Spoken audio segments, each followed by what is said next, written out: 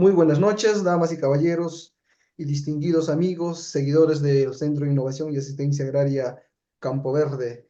Como siempre, es un gusto y un honor volvernos a encontrar con cada uno de ustedes para aprender e innovar nuestros conocimientos a través de este espacio. El tema que nos convoca esta noche es análisis de agua e interpretación. Dicho sea de paso, eh, vamos a tocar el tema de la calidad de agua para riego. José Salazar, ingeniero agrónomo egresado de la Universidad Nacional Agraria La Molina, con especialización en nutrición vegetal y fertilización de cultivos y análisis de suelo. Por supuesto, con amplia experiencia en manejo de cultivos y dictado de cursos como esta, está con nosotros para tocar temas importantes que nos van a permitir desarrollar y fortalecer el sector agrario. Espero que sea de su total agrado este curso y solamente antes de pasar a la ponencia propiamente dicha, vamos a invitarlos a que compartan la transmisión para llegar a muchas más personas que estén interesados en mejorar, por supuesto, su conocimiento, así como contribuir a fortalecer el sector agrario. Dicho esto, bienvenido, ingeniero a Campo Verde. Ok, muchas gracias. Vamos a desarrollar ahora el tema de lo que es análisis de agua, de riego, un tema de interpretación y también lo que es calidad del agua. Muy importante también en el tema de desarrollo sería, pues, ¿qué nos permite conocer los análisis de agua? Nosotros hacemos un análisis de agua, nos permite, en primer lugar, conocer la calidad del agua. O sea, la calidad del agua es si el agua es apta para poder nosotros regar nuestro cultivo o no es apta. En realidad, en el tema de calidad del agua no hay puntos medios, o sea, no es que tengo un agua regular, más o menos, que puedo utilizar, no, es o sí o no, o uso esa agua o no uso el agua. Ese es el tema de la calidad, un tema bastante cortante y estricto, porque es así, lamentablemente, si un agua no cumple con los parámetros mínimos de uso, no podemos utilizar esa agua.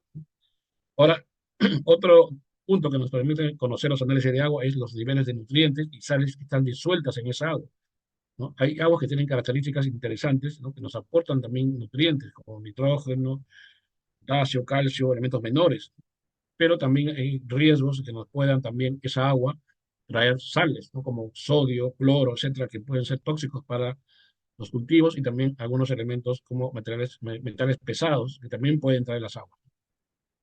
También nos permite determinar los niveles tóxicos o deficitarios de todos los elementos, el aporte de nutrientes importantes para la nutrición vegetal, ¿no? Y con esta información que nosotros obtenemos, podemos decidir la utilización de la fuente de agua, ¿no? Como ya se había dicho, corregir deficiencias y o excesos en los niveles de pH y conductividad eléctrica, calificar la forma en que se encuentran los nutrientes y sales en esa agua, ¿no?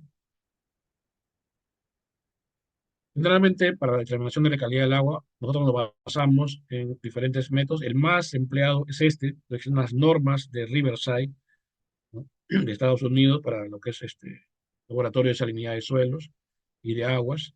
Entonces, esto nos permite evaluar la calidad de las aguas de riego. ¿Qué parámetros se comparan acá? Hay dos parámetros importantes que se comparan. Uno es la conductividad eléctrica, ¿no? Que es el nivel de salinidad que tenga esa agua, y el otro es el índice de absorción de sodio. Nosotros lo conocemos como RAS, y en inglés puede ser SAR, ¿no? Al revés. SAR, RAS, al final es lo mismo, es la determinación de sodio, que puede estar en niveles bajos, medios o muy altos, y la conductividad eléctrica, que también puede estar en niveles bajos, medios, altos, muy altos o hasta excesivos. Cuando nosotros cruzamos la información de lo que es conductividad versus lo que es el RAS, ¿no? Absorción de sodio, y dependiendo en qué cuadrado caiga, pues son algunos digamos, intersecciones, nos va a determinar si el agua es apta o no, o de repente tomar precauciones. Si cayera, por ejemplo, la intersección en estas figuras de color verde, nos indica que son aguas de buena calidad aptas para el riego. Si cayeran en estas figuras de color anaranjado, nos indica que son aguas utilizables para el riego, pero con precauciones. Y si cayeran en estas franjas de color rojo, secciones, nos indican aguas no aptas para el riego. Entonces, eso nos ayuda mucho estas normas. Y también ustedes pueden ver aquí adentro, hay unas letras, unos números, S3, S1, C3S2, C2S1. ¿Qué significará eso? Pues vamos a verlo a continuación. Esta es la tabla de interpretación. Estas las Cs, que significan conductividad eléctrica, y las S, que significa contenido de sodio, ¿no? Por eso es que las intersecciones son C y S. ¿Qué significa, por ejemplo, C1? Significa un agua de baja salinidad, apta para el riego en todos los casos. Pueden existir problemas solo en suelos de muy baja permeabilidad. Eso significaría C1. Por ejemplo, un C5, ¿qué significaría? ¿No? Agua de salinidad excesiva, que solo debe emplearse en casos muy contados, extremando todas las precauciones apuntadas anteriormente. Entonces, va a depender, digamos, de qué tipo encontramos nosotros en ese análisis de agua para poder hacer la clasificación. También tenemos dentro de las S, por ejemplo, la S1 nos indica un agua con bajo contenido de sodio, apta para el riego en la mayoría de los casos. Sin embargo, pueden presentarse problemas con cultivos muy sensibles al sodio. Y si nos vamos al S4, indica un agua con un contenido muy alto de sodio. No es aconsejable para el riego en general, excepto en casos de baja salinidad y tomando todas las precauciones apuntadas. Entonces, va a depender, ¿no? Digamos, dónde caerían nuestras intersecciones para poder hacer la interpretación usando esta tablita de interpretación, ¿no? Y eso podemos ya determinar la calidad de nuestra agua. Pero eso no es todo. Hay otros parámetros que vamos a ir viendo que también son importantes en el tema de calidad del agua. Ahora, las unidades usadas en los análisis de agua generalmente se usan los milimoles por litro, miliequivalentes por litro y partes por millón, ¿no? No podemos convertir, si fuera el caso necesario, podemos hacer conversiones, ¿no? Por ejemplo, de milimoles por litro a miliequivalentes por litro. Si nosotros queremos convertir, por ejemplo, 3 milimoles por litro de calcio a miliequivalentes por litro de calcio, ¿no? ¿Cuál sería la forma, no? Teniendo en cuenta que el peso atómico del calcio es 40 y su valencia es +2, ¿no? Entonces, un milimol por litro de calcio es igual a un miliequivalente por litro de calcio dividido entre su valencia, ¿no? Si nosotros tenemos 3 milimoles por litro, sería 3 miliequivalentes por litro de calcio, es igual a 3 milimoles, no, por litro de calcio por la valencia, porque ese de aquí lo pasamos a multiplicar. Este que está dividiendo lo pasamos a multiplicar. Entonces sería 3, ¿no? Por 2, porque aquí estamos dividiendo entre la valencia, sería, la valencia de calcio es +2, no hay que olvidarse, sería 6 miliequivalentes por litro de calcio. Quiere decir que 13 milimoles por litro de calcio viene a ser 6 miliequivalentes por litro de calcio. Esa es una forma de poder convertir milimoles a miliequivalentes por litro. Y tenemos otro ejemplo. Tenemos que la concentración de calcio en una solución nutritiva es de 215 partes por millón y la de potasio es de 280 partes por millón. La tabla de referencia indica que el calcio debe oscilar entre 10 a 12 miliequivalentes por litro y el potasio de 6 a 8 miliequivalentes por litro en la etapa de monitoreo.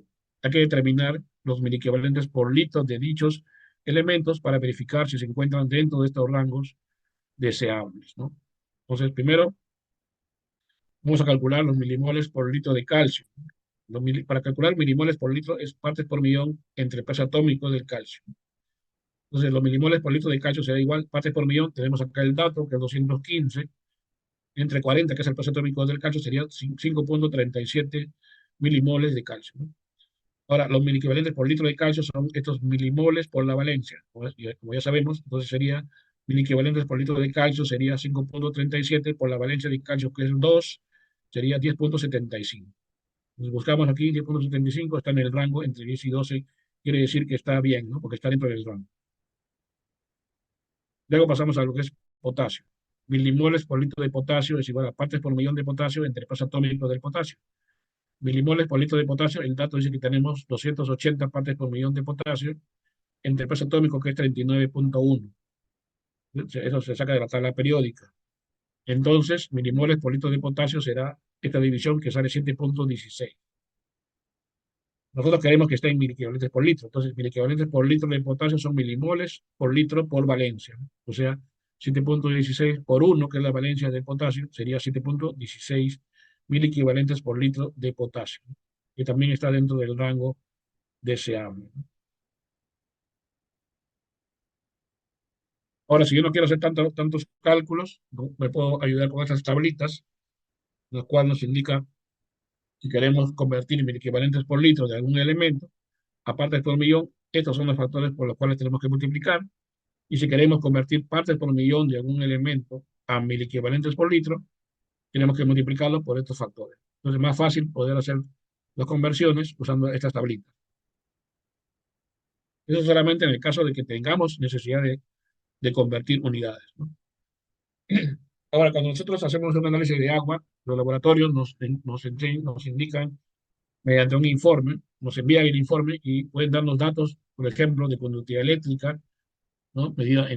Generalmente las unidades son 16 meses por metro, pH, cationes, ¿qué cationes podemos encontrar en esa agua? Por ejemplo, calcio, magnesio, sodio, potasio y amonio. También nos pueden enviar información de los aniones, ¿no? Cuántos de cloruro tenemos, cloruros, sulfatos, nitratos, fósforo, fosfatos, carbonatos y bicarbonatos que pueda tener esa agua, ¿no? Todo eso nos envía el laboratorio, los análisis de agua. También pueden enviarnos datos de lo que son los elementos menores, como hierro, zinc, manganeso, cobre y boro principalmente, ¿no? Expresados también en partes por billón.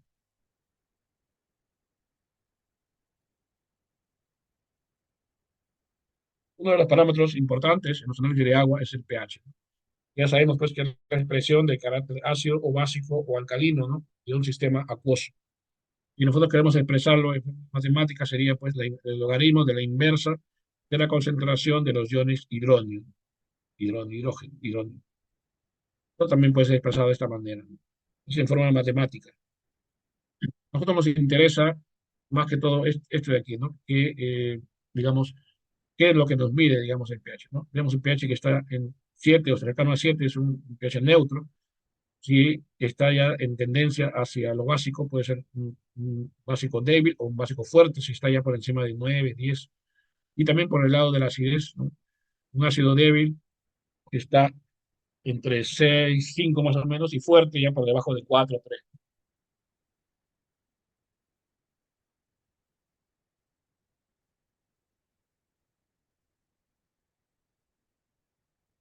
Y entonces ya sabemos entonces que cuando va hacia la izquierda, acidez, pues, disminuye el pH, aumenta la acidez, y si vamos a la derecha, aumenta el pH, o sea, aumenta la basicidad o alcalinidad del agua, ¿no?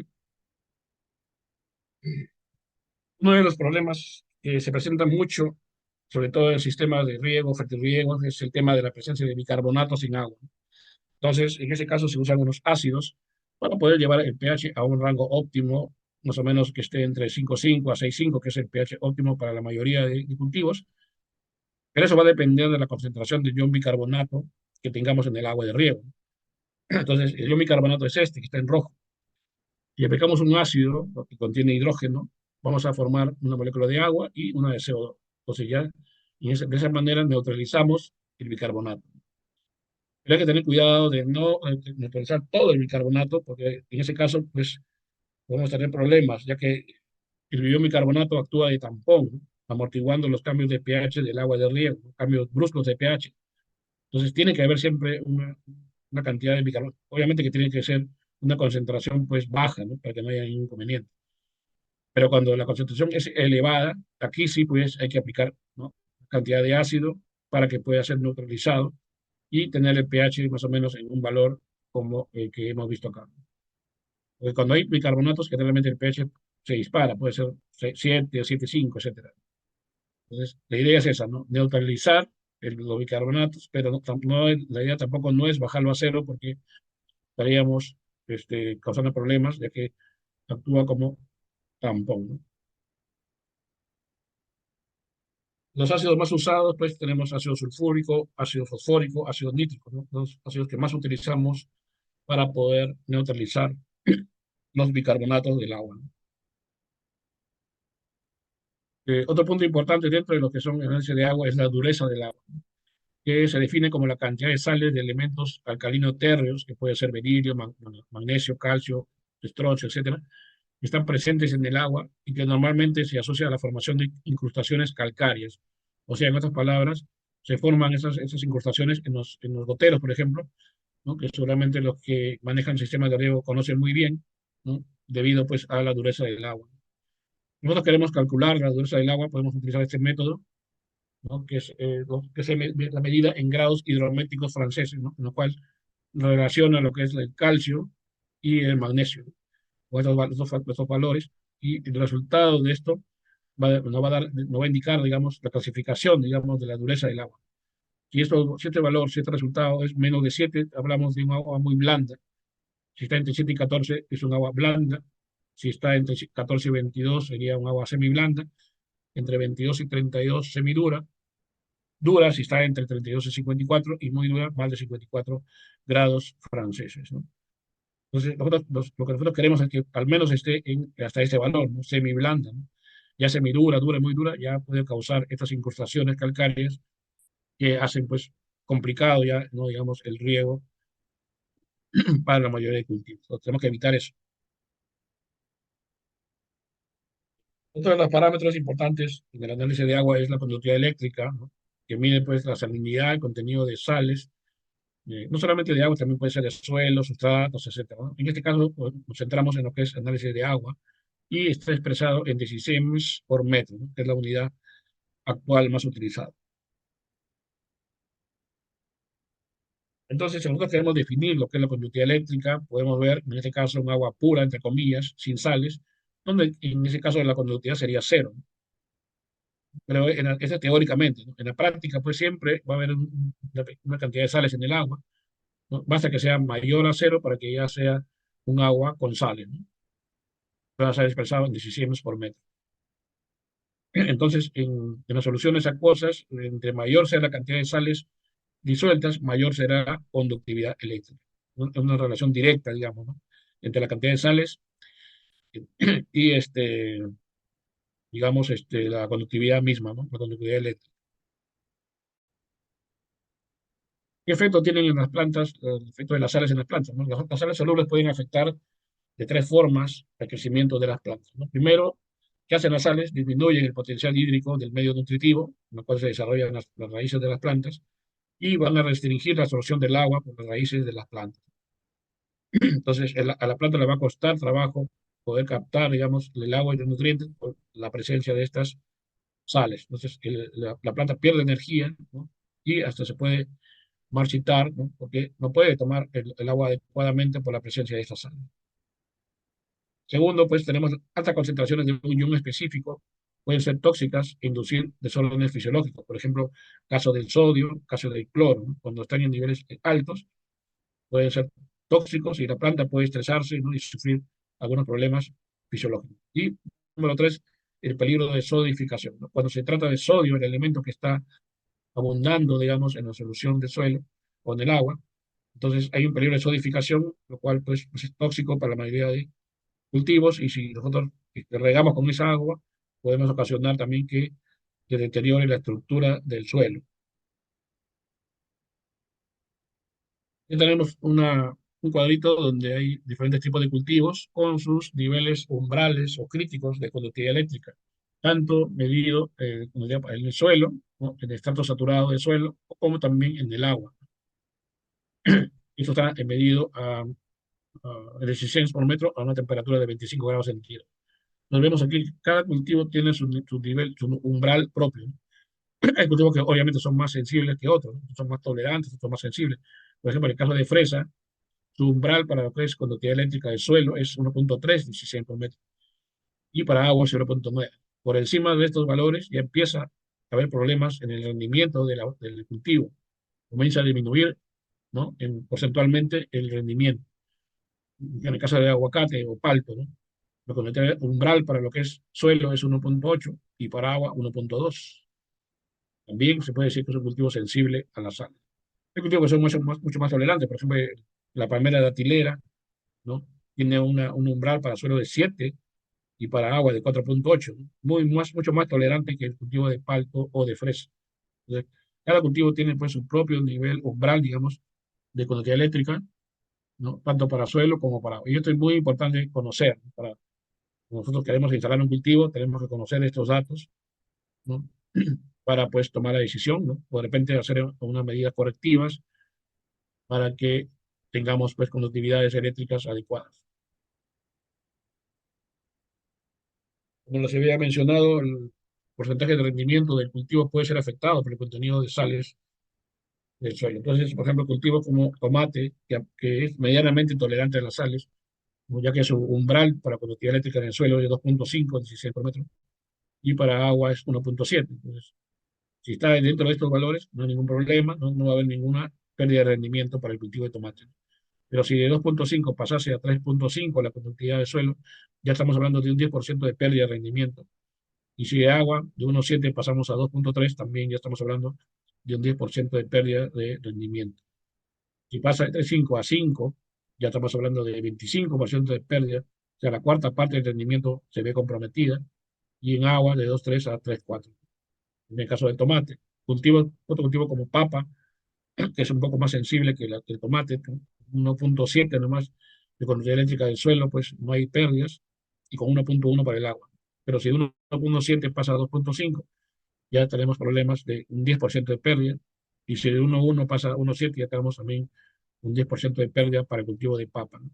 Y así podemos ir analizando otros cultivos, uno de los más sensibles, fresa, palto también muy sensible, ¿no? Porque basta que suba de 1.3 a 1.8 la conductividad para que estemos ya con un 10% de pérdida, y si de 1.8 pasa a 2.5, ya tendremos un 25% de pérdida de rendimiento para palto, ¿no? Entonces hay que tener en cuenta también esto, es muy importante eh, conocerlo, ¿no? Conocer nuestro cultivo, cómo se comporta a diferentes niveles de conductividad eléctrica.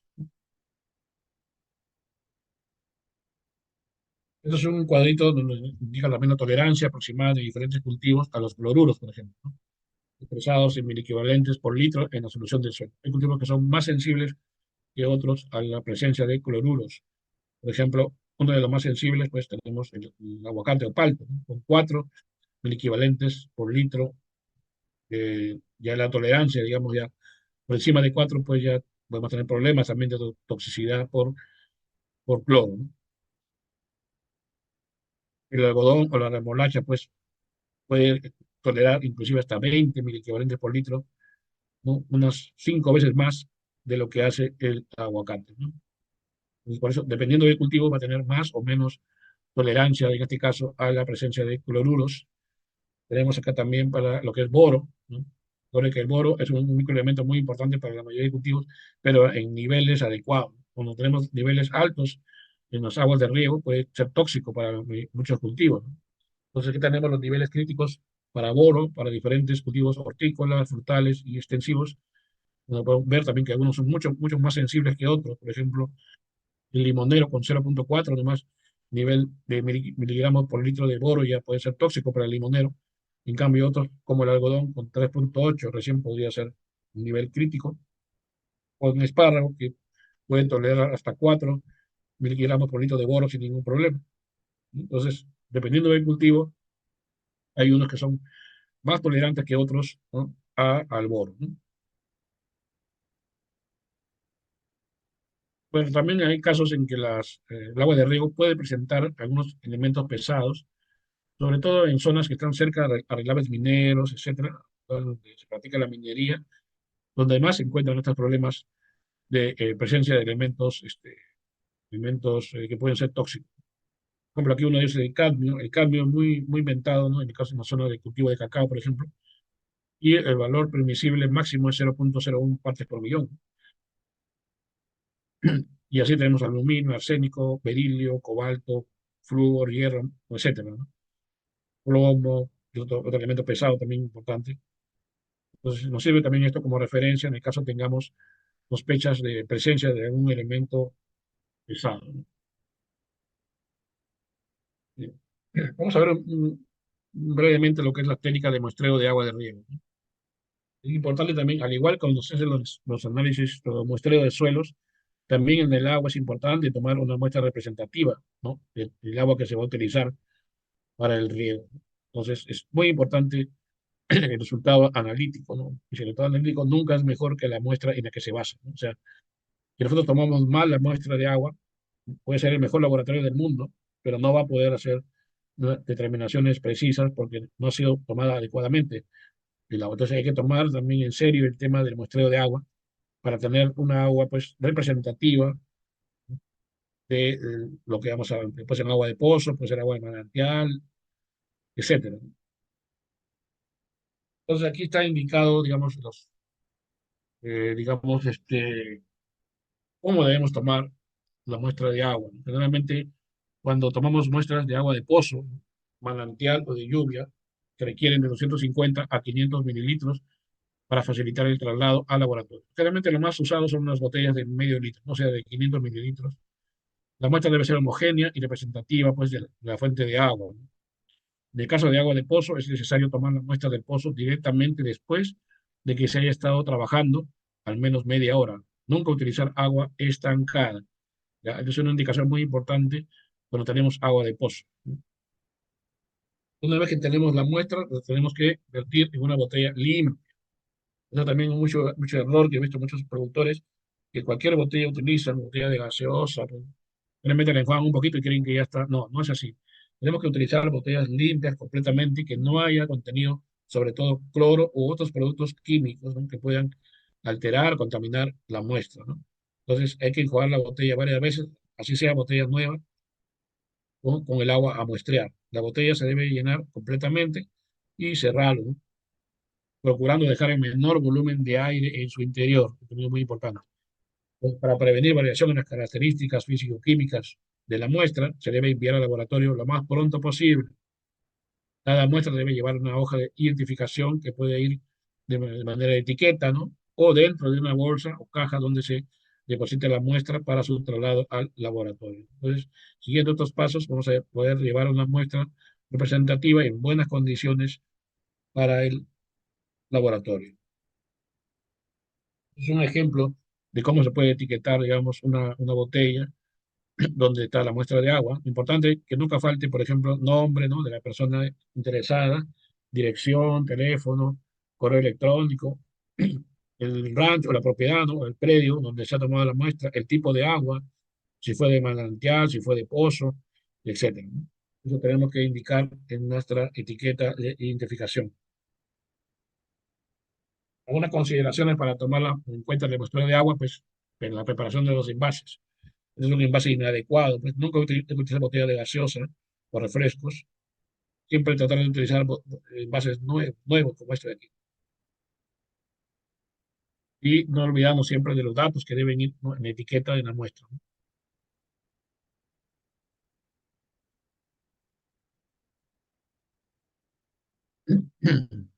En algunos casos, pues, que hay que trasladar muestras de lugares un poco alejados, podemos utilizar una hielera o se llama también un cooler con hielo, ¿no?, para colocar los recipientes con las muestras de agua, ¿no?, y que estos no sufran la mínima alteración mientras son transportados al laboratorio. Esto solamente en el caso de lugares un poco alejados y que tenemos que conservar la muestra para que llegue en buenas condiciones al laboratorio. Bien, entonces ya vamos ingresando un poco a lo que es la interpretación del análisis de agua, la cual se basa, pues, en el análisis químico del agua. Entonces, cuando nosotros mandamos a analizar nuestra agua, el laboratorio este, va a hacer todos los procesos del análisis de agua y nosotros podemos hacer una comprobación para ver la consistencia de los análisis de agua, porque puede ser el caso que los laboratorios, pues, no hayan hecho una buena medición, no haya una buena calibración y puede ser motivo de errores, ¿no?, en el análisis de agua. Entonces, nosotros podemos comprobar mediante unos pasos, ¿no? Podemos, primero, la suma de cationes y aniones, ¿no?, del análisis de agua debe ser aproximadamente iguales, ¿no? Para hacer esta prueba se tienen que tener las unidades expresadas en miliequivalentes por litro. Si están en milimoles, por ejemplo, por litro, primero hay que transformar a miliequivalentes por litro y recién comprobar si la suma de cationes y de aniones son parecidas. También la segunda regla es que para valores de conductividad eléctrica entre 1 y 10 16 por metro, existe una relación lineal con una R de 0,95, ¿no? Y esto quiere decir que el total de aniones o cationes debe ser igual a la conductividad eléctrica, ¿no?, expresada en 16 por metro, multiplicado por 10. Entonces, de esa manera nosotros comprobamos la consistencia del análisis químico del agua. Si, por ejemplo, hubiera mucha diferencia entre los valores de cationes y aniones, o de repente no se cumple esta regla de que la total de aniones o cationes debe ser la conductividad por 10, quiere decir que no hay consistencia en los análisis del laboratorio. Nosotros tenemos que ponernos en contacto con el laboratorio y explicarles, ¿no?, que ha pasado esto, ¿no? Y que de repente ellos van a tener que hacer nuevamente el análisis de agua.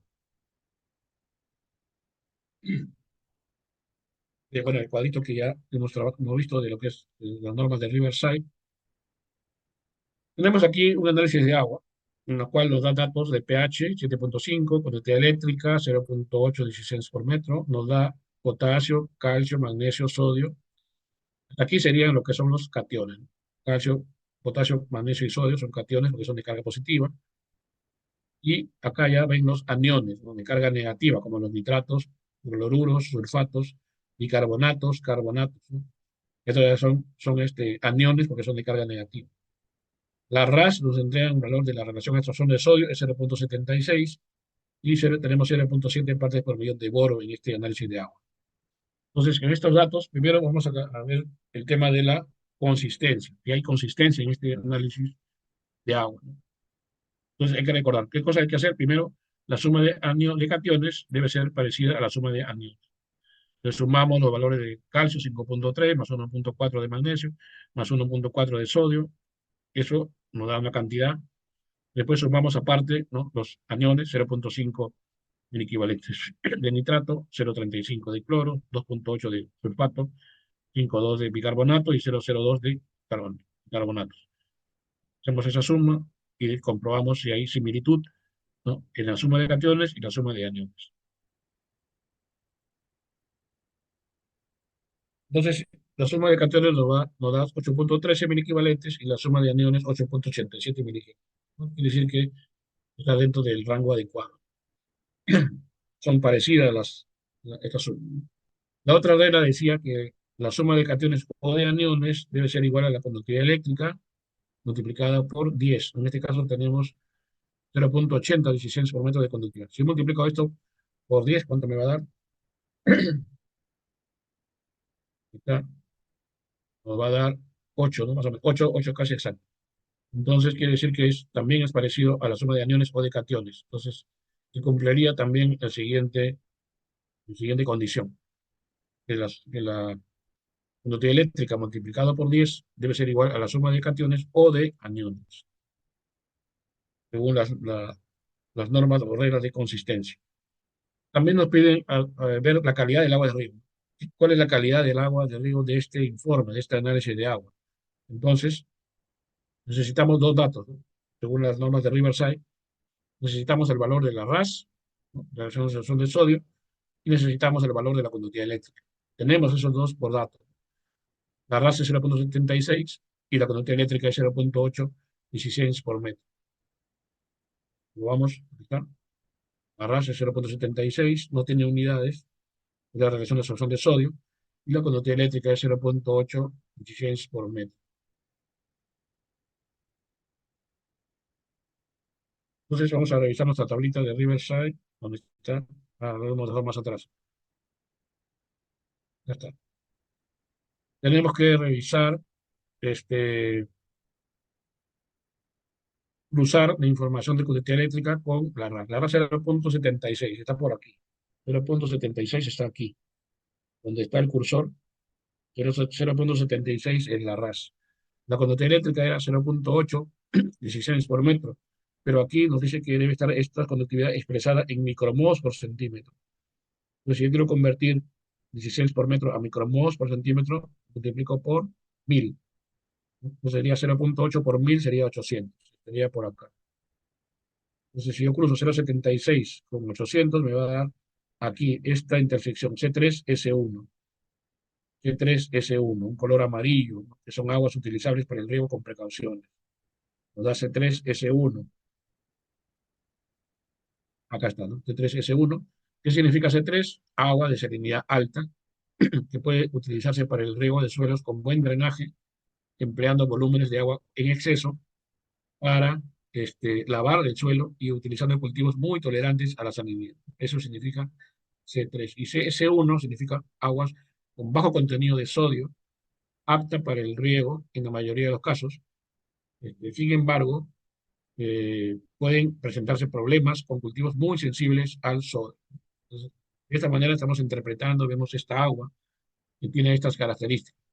Entonces ya dependerá de nosotros si usamos o no usamos esa agua, ¿no? Si mi cultivo es muy sensible a las sales, un palto, por ejemplo, no me convendría utilizar esta agua. ¿Por qué? Porque el nivel de salinidad es alta. A pesar de que tiene bajo contenido de sodio, de todas maneras, por el tema ya de salinidad es un poquito complicado. A no ser que, pues, que tengamos pues, la posibilidad, ¿no? De repente hacer un lavado con agua en exceso, ¿no? Podría ser una salida, ¿no? Pero ya entraríamos ya en, digamos, en trabajos extra, dinero, hay que invertir más dinero, etcétera, ¿no?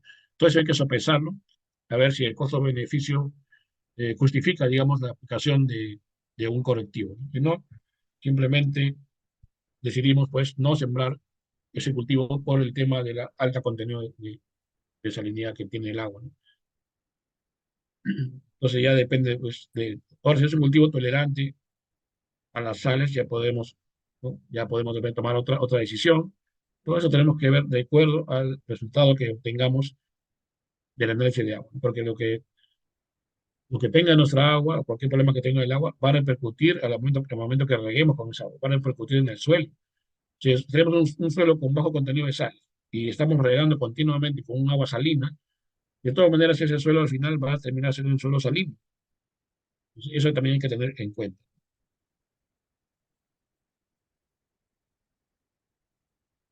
Bueno, aquí está resumido lo que hemos estado viendo, la verificación de los resultados del análisis de suelo, perdón, del laboratorio. La suma de cationes debe ser aproximadamente igual a la suma de aniones. Se acepta un margen de error de menos de 10%. La conductividad eléctrica expresada en decisiones por metro multiplicado por 10 debe ser aproximadamente igual a la suma de cationes o de aniones, eso también lo hemos comprobado. Y acá aparece una tercera condición, dice, si se reporta un pH mayor de 8,2, debe haber presencia de anión carbonato. Lo contrario, si el pH es menor de 8,2, la concentración de carbonato debe ser igual a 0. Otra condición extra que tenemos aquí, no, pH es mayor de 8,2, debería haber presencia de carbonatos. Vamos a ver qué dice este análisis de agua. El pH está en 7,5, no está en 8,2, pero sin embargo tenemos una pequeña cantidad de carbonatos, ¿no? Entonces, aquí hay que ver también, ¿no? Eso debería ser cero, pero el valor es bastante bajo de todas maneras. Entonces también habría que indagar por qué nos ha salido este valor que debería ser cero o que el pH está menos de 8,2, según esta regla. Aquí tenemos otro ejemplo de una manera un poco más precisa de cómo podemos calcular la consistencia del laboratorio. Por ejemplo, si tenemos una suma de cationes de 23,79 y una suma de aniones de 22,03, podemos aplicar este balance, ¿no? En este caso, este balance nos da menos de 10%. Quiere decir que hay consistencia en el análisis de agua. Si fuera superior a 10% este resultado, no habría consistencia en el análisis. O sea, habría mucha diferencia entre la suma de cationes y de aniones, ¿no? Acá la diferencia está menos de 10%. Y por otro lado, la suma de cationes, ya hemos dicho que debe ser la conductividad eléctrica multiplicado por 10. Si tomamos la suma de cationes, sería 23,79, y si la salinidad está en 2,54, 16 por metro, y esto lo multiplicamos por 10, nos da 25,4. Entonces, tenemos que comparar 23,79, que es la suma de cationes, con 25,4, que es la conductividad multiplicado por 10. Nos sale 6,76% de, de error, ¿no? 6,76% de error.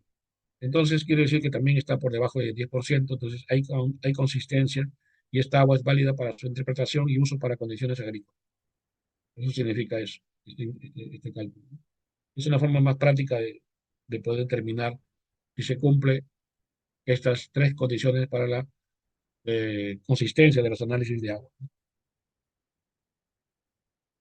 Aquí tenemos algunos valores para lo que es la salinidad del agua, ¿no? Medida mediante la conductividad eléctrica, expresada en 16 por metro. Entonces, tenemos si este valor de salinidad de conductividad eléctrica es menos de 0,4, 16 por metro. Tenemos agua muy baja en sales, excelente calidad. Y en cambio está entre 0,4 y 0,8, 16 por metro, que es un agua baja en sales, también de buena calidad. Y si este nivel de conductividad está entre 0,8 y 1,2, 16 por metro, ya es un agua moderadamente salina, ¿no? Aún de razonable calidad. Si está entre 1,2 y 2,2, 16 por metro, ya se considera un agua salina, ¿no? Calidad cuestionable, dependiendo del tipo de sales que tengan. Si está entre 2.2 y 3 por metro, es un agua ya muy salina. Su uso depende del tipo de sales que tiene. Si está entre 3 y 4 por metro, es un agua altamente salina. Por ello se hacen cultivos muy tolerantes, dependiendo, ¿no? Y también del tipo de sales y del sistema de riego. Una especie de clasificación de la salinidad del agua. Valores por encima de 4 por metro ya es un agua extremadamente salina. Su uso es muy improbable en la agricultura. Aunque en situaciones extremas se podría utilizar si no tiene contenido de cloro o bicarbonato sódico, y en función del cultivo. ¿Ya? Entonces, cuando nosotros tenemos problemas de salinidad del agua, siempre me preguntan a veces, ingenieros, mi agua tiene un nivel muy alto de sales, ¿qué puedo hacer? Yo le digo que es bien complicado, ¿no? Porque si no tenemos, por ejemplo, los medios económicos, hacer una ósmosis inversa, por ejemplo, que es el método que se puede utilizar para contrarrestar la salinidad del agua, ¿no? Es bastante caro, ¿no? Entonces es muy poco probable que se pueda hacer algo. Más que todo, los problemas de salinidad del agua se corrigen en el suelo, más que en el agua. Entonces, ese es el problema. En el agua es bien complicado. No, agua salina es bien complicado de poder corregir ese problema. Solamente que se haga ósmosis inversa, ¿no? Pero como ya les dije, es muy caro ese problema. Tenemos también las expresiones de sodicidad del agua, expresada a través de la solución de sodio, ¿no? La RAS. Y se puede calcular también con esa relación, ¿no? La raíz cuadrada de la relación en sodio entre calcio más magnesio, ¿no? Entre dos. Eso nos da resultado como la RAS. Si esta RAS es menos de 2, es un agua muy baja en sodio, condición ideal, ¿no? Si está entre 2.1 y 3, agua baja en sodio todavía, condición adecuada, ¿no? Si está entre 3, 1 y 6, es un agua moderadamente sódica. Se requieren aplicaciones eventuales de yeso al suelo. ¿Ya ven? Aquí la corrección también va al suelo, no al agua. Si está entre 6, 1 y 9, agua sódica, se requieren aplicaciones periódicas de yeso al suelo. Claro, porque se está regando con un agua sódica. Si es más de 9,1, agua con problemas severos de sodio, imprescindibles aplicaciones frecuentes de yeso al suelo.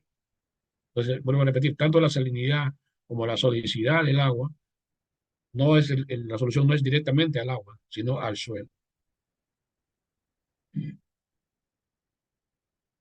Bueno, también hay que tener en cuenta la presencia de iones específicos, por ejemplo, la presencia de bicarbonatos en agua, expresado en miliequivalentes por litro. Si tenemos valores de menos de 2 miliequivalentes por litro de bicarbonatos, es un agua muy baja en bicarbonatos, una condición ideal, ¿no? Si estamos entre 2.1 y 4 miliequivalentes de bicarbonatos, con agua baja en bicarbonatos, es manejable aún. Si está en el rango entre 4,1 y 8, ya tenemos problemas moderados de bicarbonatos, recomendable uso de ácidos, ¿no? Como ya hemos visto, para neutralizar los bicarbonatos en sistemas de goteo. Posibles problemas con su uso en riego por aspersión, ¿no? Porque el ion bicarbonato entra por las hojas y causa toxicidad al cultivo. Entonces, aquí hay que aplicar ácidos para neutralizar los bicarbonatos. Si está entre 8,1 y 12, alta en bicarbonatos, ¿no? Un agua alta en bicarbonatos, ¿no? Hay que tener cuidado aquí con el taponamiento de los emisores, ¿no? En caso de haber concentraciones importantes de calcio en el agua.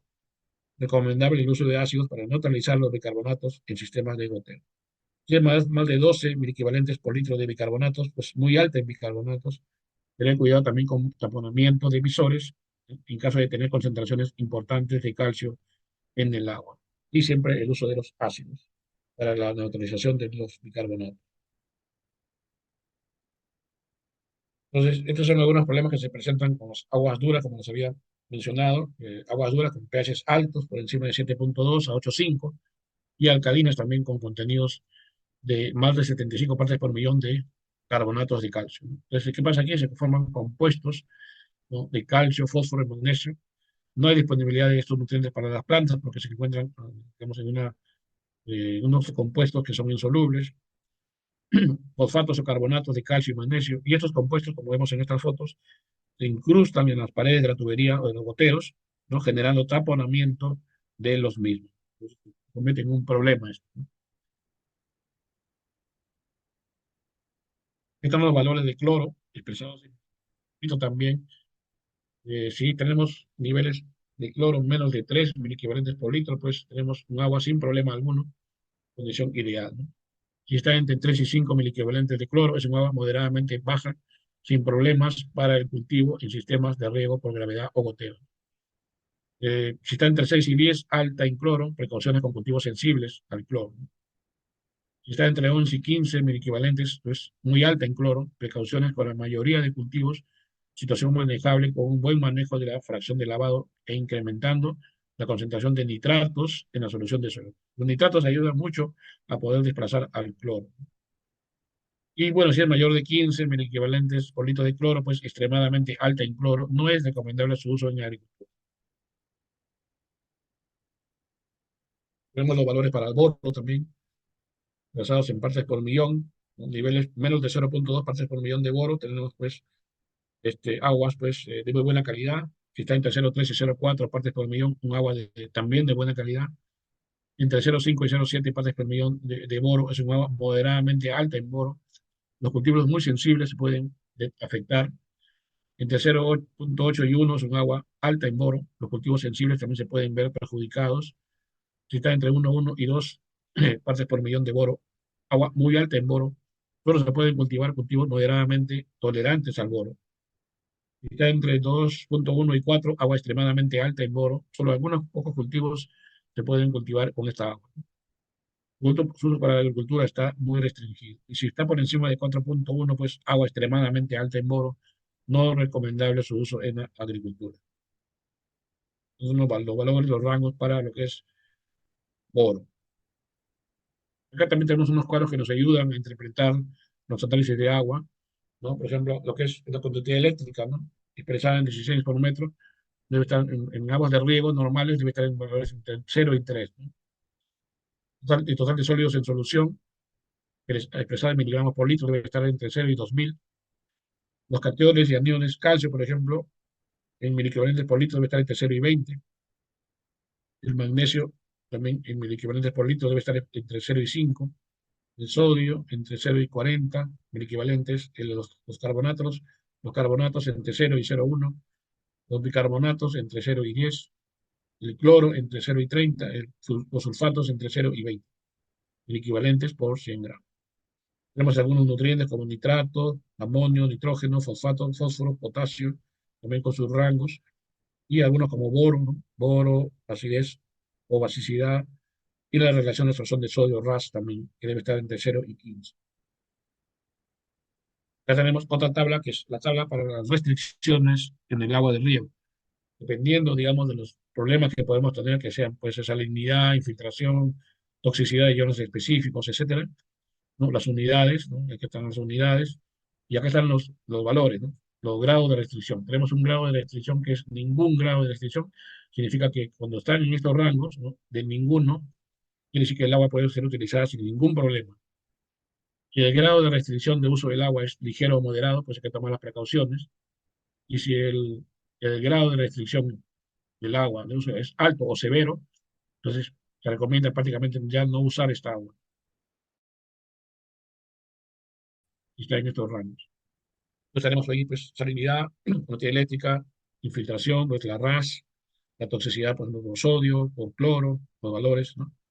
El boro y otros como nitratos, bicarbonatos, etcétera. Los rangos en el cual se puede usar o no el agua, ¿no? Si están, por ejemplo, en esta columna, se puede usar sin ningún problema esa agua. Si están en esta en medio, también, pero tomando las precauciones. Y ya, bueno, en la última ya sabemos que es agua que se recomienda, pues mejor no utilizarlo por los niveles altos de restricción que tiene.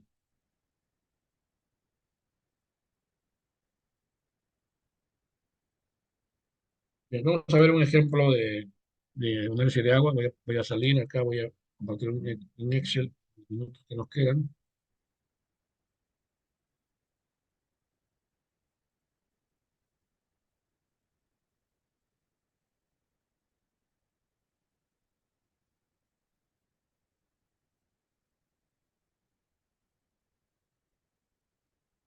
Bien, entonces aquí tenemos una hojita de Excel que podemos ingresar acá los datos del laboratorio, las fechas y los datos importantes que tengamos, ¿no? Del predio, de cultivo, también si fuera posible. Y acá ingresamos los datos del análisis de agua. Estos son datos del análisis de agua que hemos tenido acá, de una asociación Unión Forestal de Tara, de la zona de Tacna, en las cuales tenemos los datos de pH, conductividad eléctrica, los que son los cationes, aniones, la RAS, oro, etcétera, ¿no? Entonces, vamos a agrandar un poquito. Y estos datos que están acá de la análisis de agua los hemos pasado acá. O sea, por ejemplo, es calcio 35.7, estos son expresados en miliequivalentes por litro, y esto lo pasa rápidamente, lo convierte acá en partes por millón, de partes por millón de calcio y miliequivalentes de calcio. Bueno, primero hemos ingresado, pues, obviamente el pH, ¿no? 6.67, la conductividad eléctrica 6.05, aquí está en 16 por metro, y acá está en microsieverts por centímetro. 16 por metro es el más usado. Y empezamos a ingresar primero los cationes, ¿no? Calcio, después ingresamos magnesio, que es acá 4.67, acá está. Luego ingresamos el potasio, que está en 0.94. Después ingresamos el sodio, que está en 28.26, que está. Y el boro, que está en 2.31, acá, 2.31 partes por millón, ¿no? Partes por millón. Listo. Están cationes y aquí hemos puesto la parte del boro. Luego vendrían los aniones. Los aniones, empezando con los cloruros. Cloruros, acá está cloruros, tenemos 29, acá está 29 cloruros. Sulfatos, buscamos sulfatos, está 98.44, acá está. No hay carbonatos, carbonatos, cero. Bicarbonatos estamos con 1.42, ¿no? Mil equivalentes, que viene a ser 86 partes por millón. Y nitratos está con 0.36, ¿no? Que viene a ser 22.32 partes por millón de nitratos.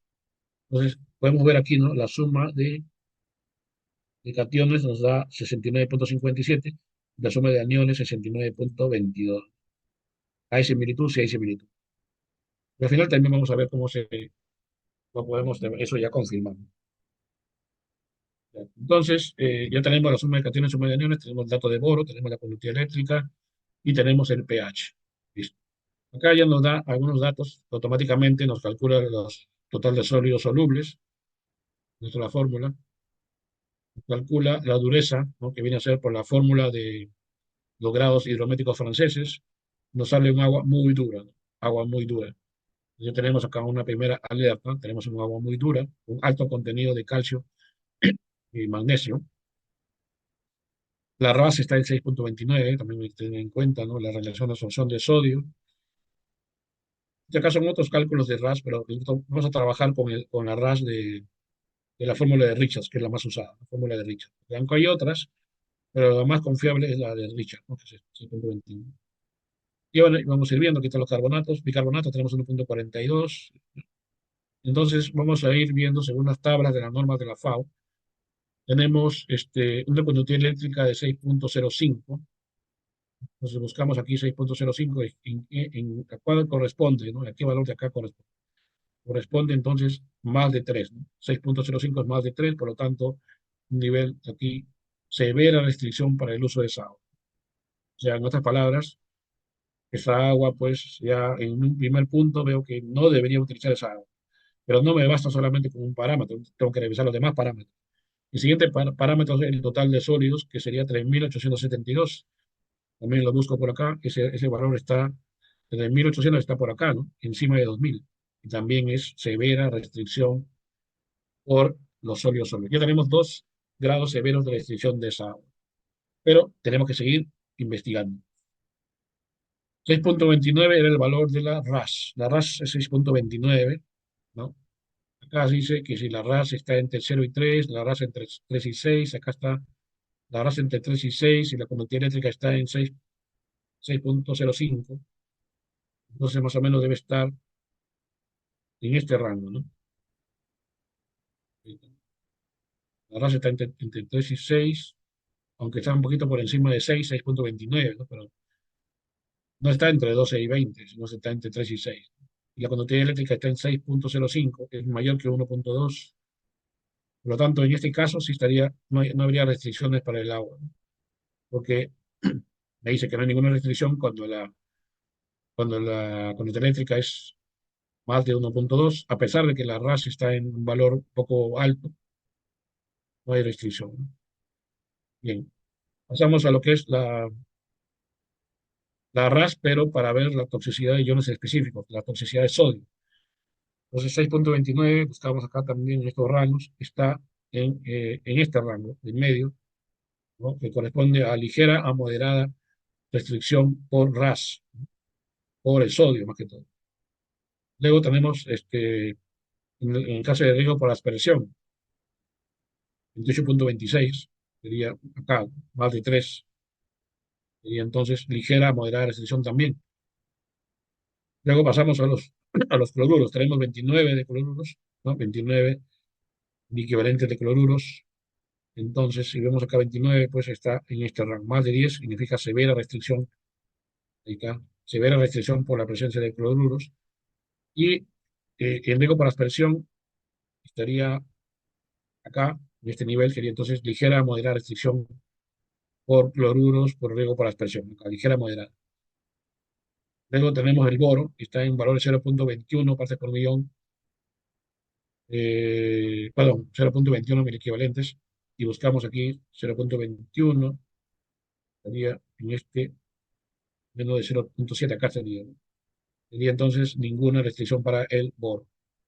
Luego, nitratos, estamos con 0.36 de nitratos, que está acá, menos de 5, entonces quiere decir que es ninguna restricción por nitratos. Los bicarbonatos 1.42 estarían en menos 1.5, por lo tanto también ninguna restricción con respecto a bicarbonatos. Si hubiera una restricción para bicarbonatos, tendríamos que de repente ver la posibilidad de picar un ácido para poder bajar los niveles de bicarbonato. Pero en este caso marca que no hay ninguna restricción para bicarbonatos. Y el pH que está en 6.67 está dentro del rango normal para ninguna restricción para el agua. Entonces también acá no hay ninguna restricción para el agua. Entonces ya completamos el cuadro de la FAO, que restringe el uso del agua. Tenemos dos restricciones severas, no, tres restricciones severas, tenemos tres ligeras a moderadas y tenemos cuatro ninguna restricción, cinco ninguna restricción. Después vamos a ver al final cómo queda. Luego tenemos que ver la clasificación del agua de riego según las normas de Riverside. En este caso, tenemos una conductividad eléctrica de 6.050 microsiemens por centímetro y una RAS de 6.29. Pues eso tenemos que cruzarlo en nuestro cuadrito de las normas de Riverside, 6.050 y 6.29. Eso está acá. Acá está 6.050 y 6.29 estaría por acá. Entonces hacemos el cruce y nos va a dar por acá, C6S3. Nuestra agua estaría clasificada como C6S3. Hay que comprobar, ahí está, C6S3. Entonces hay que interpretar. ¿Qué significa C6? Buscábamos en nuestra interpretación. C6 significa agua desalinidad excesiva, no aconsejable para riego. Uy, estoy en el tope, ¿no? Vamos a ver, C6, ya excesiva. Uy, uy, uy, ya. Y S3, ¿qué significa? Agua con alto contenido de sodio, gran peligro de acumulación de sodio en el suelo, aconsejables aportaciones de materia orgánica y el empleo de yeso para corregir el posible exceso de sodio en el suelo. También se requiere un buen drenaje y el empleo de volúmenes copiosos de riego. Ya toda una complicación. Bueno, la persona que puede hacer todo esto, pues en buena hora, ¿no? Pero yo creo que un productor promedio, esto sería muy complicado. Y encima con el C6 ya, pues, terrible, ¿no? Entonces, acá podemos poner esas interpretaciones. Podemos copiar acá y puedo pegar acá. Finalmente vamos a ver los puntos de, de control, ¿no? Generalmente son cuatro puntos de control uno, dos, tres y cuatro. Al menos para que un agua sea considerada apta para el riego, debe pasar tres puntos de control. Tres de cuatro, ¿no? Entonces vamos a ver si esta agua pasa a los puntos de control. El primer punto de control dice que la diferencia entre la suma de cationes y aniones debe ser cercano a cero. En este caso nos sale ser menos 0.35. No está tan cercano a cero. Vamos a dejarlo por ahí. Segundo punto de control, el cociente de la conductividad eléctrica entre la suma de cationes debe ser cercano a 100. Uy, uy, uy, no está cercano a 100. No cumple el punto de control 2. El punto 1 está en duda. El punto de control 2 definitivamente no lo cumple. Punto de control 3, cociente de la total de sólidos entre la conductividad eléctrica debe ser cercano a 0,64. Exactamente 0,064 sí cumple el punto 3. Punto 4, cociente total de sólidos entre la suma de cationes debe ser cercano a 64, pues no está cercano a 55, no es cercano, no cumple el punto de control 4. Regresemos al punto 1. Bueno, siendo bastante estrictos, pues tampoco cumple, ¿no? Por lo menos debería ser 0, pues 0,01 o 0,02 para que esté cercano a 0. 0,35 no está tan cercano a 0. Entonces, X. No cumple punto 1, no cumple punto 2 ni punto 4. Solamente cumple punto 3. Por lo tanto, el agua se declara no apta para riego. ¿Listo? Entonces, hemos hecho este ejemplo, ¿no? Hemos decidido que el agua no es apta para riego por las altas restricciones que tiene, ¿no? Restricciones por conductividad eléctrica, restricciones por sólidos solubles, restricciones por cloruros, etcétera, ¿no? Entonces, mejor no trabajar con esa. Muy bien, hasta aquí llegamos entonces y vamos a ver si hay algunas consultas o comentarios. Muchas gracias también de paso.